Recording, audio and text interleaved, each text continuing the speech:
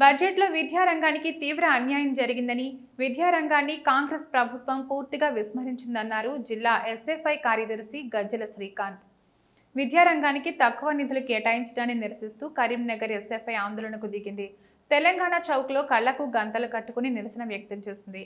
ఈ సందర్భంగా జిల్లా ఎస్ఎఫ్ఐ కార్యదర్శి గజ్జల శ్రీకాంత్ మాట్లాడుతూ, తెలంగాణ రాష్ట్రంలో నూతనంగా ఏర్పడిన కాంగ్రెస్ ప్రభుత్వం కూడా విద్యారంగానికి తీవ్ర అన్యాయం చేస్తుందన్నారు. విద్యారంగాన్ని రాష్ట్ర ప్రభుత్వం పూర్తిగా విస్మరించిందని ఆగ్రహం వ్యక్తం చేశారు. రాష్ట్ర ప్రభుత్వం ప్రతిష్టాత్మకంగా ప్రవేశపెట్టిన ఓటెన్ బడ్జెట్లో విద్యారంగానికి కేవలం 7.8% మాత్రమే కేటాయించిందన్నారు. ప్రభుత్వ పాఠశాలలు అనేక సమస్యలతో స్వాగతం పలుకుతున్నాయని, వీటిని దృష్టిలో ఉంచుకుని రాష్ట్ర ప్రభుత్వం నిధులను పెంచి విద్యారంగ అభివృద్ధికి తోడ్పడాలని కోరారు. లేని ఎడల జిల్లా వ్యాప్తంగా విద్యార్థులు అందరినీ కలుపుకుని పెద్ద ఎత్తున ఆందోళనలు ఉధృతం చేస్తామని హెచ్చరించారు.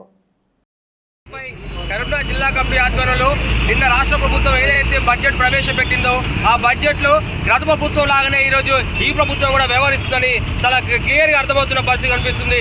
గత ప్రభుత్వం కంటే ఈ ప్రభుత్వం కేవలం 7.8% మాత్రమే విద్యారంగానికి పెంచిన పరిస్థితి ఉంది. అంటే గత ప్రభుత్వంతో పోలిస్తే 1.31% మాత్రమే రాష్ట్ర బడ్జెట్లో విద్యారంగానికి పెంచిన పరిస్థితి ఉంది.